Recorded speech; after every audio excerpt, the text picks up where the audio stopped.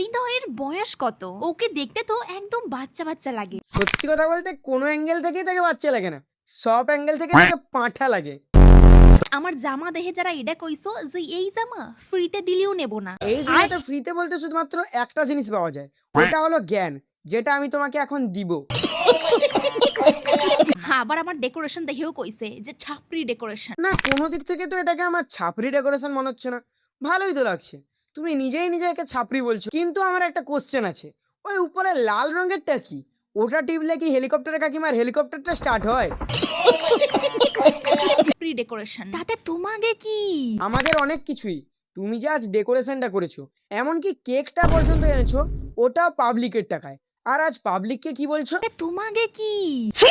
নিশাতে জ্বলিয়ে যে মানুষ কত রকম কথা কতি পারে তা আমি কমেন্ট বক্স না খুললে জানতেই পারতাম না। সোশ্যাল মিডিয়াতে কিছু পোস্ট করলে চারজন চার রকমের কথা বলবেই, আরো যদি তোমরা এইরকম ভিডিও বানাও তাহলে তো আরো বেশি বলবে। সঠিক বলেছেন। আমি আগেও বলেছি, হৃদয়দা ভয়ে কোনো রিয়াকশন দিতে পারে, কারণ তুমি যদি কাউকে সারা জীবন ডাল ভাত খাওয়াও, দিয়ে হঠাৎ যদি তাকে বিরিয়ানি দিয়ে দাও, তার তো বদহজম হবেই।